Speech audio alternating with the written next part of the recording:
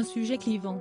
Invité sur le plateau de l'émission Le Journal Inattendu, diffusée ce samedi 1er avril sur RTL, Patrick Timsit s'est exprimé sur l'actualité politique. Sans surprise, l'humoriste de 63 ans, bien connu pour ne pas avoir la langue dans sa poche, a donné son avis très tranché sur la réforme des retraites. Juste comme ça, quand on observe, on se dit, c'est un référendum qu'il faut à ce niveau-là.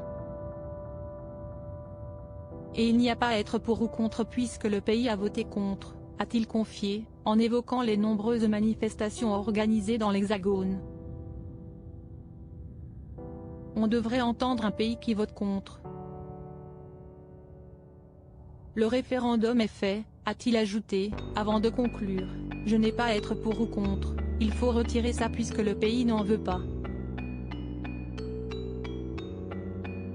L'acteur Patrick Timsit a donc rejoint la longue liste des stars qui se sont opposées à cette réforme. Car, oui, avant lui, de nombreuses célébrités ont pris la parole dans les médias pour contester la loi.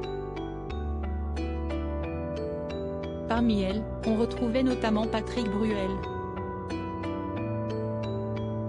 Est-ce qu'il était obligatoire de faire cette réforme maintenant ? Avait-il demandé sur le plateau de l'émission de France 2, Quelle époque ? De son côté, le rappeur SCH avait publié un message très clair sur son compte Twitter.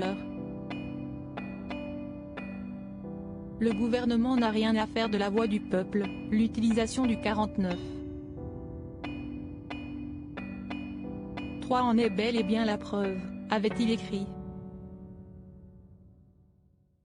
Une tribune signée par de nombreuses personnalités contre la réforme des retraites le 21 mars dernier, le média de gauche Politi avait publié un appel contre cette réforme archaïque et qui avait été signé par une centaine de personnalités. On retrouvait ainsi des célébrités issues du monde de la télévision, Corinne Massiero, Valérie Damido, Bruno Solo, Yvan Le Bolloc. Du cinéma, Adèle Haenel, Ariane Ascaride, Agnès Jaoui, Romane Boringer, Jean-Pierre Daroussin, Jacques Weber. Ou encore de la littérature, Annie Ernaux, Nicolas Mathieu. Avec cette tribune, les stars se disaient déterminées à combattre ce projet de réforme archaïque et terriblement inégalitaire, expliquant que cette loi frappait plus durement ceux qui exerçaient les métiers les plus difficiles.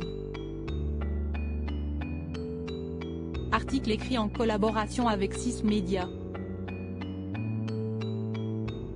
Crédit photo, capture, RTL.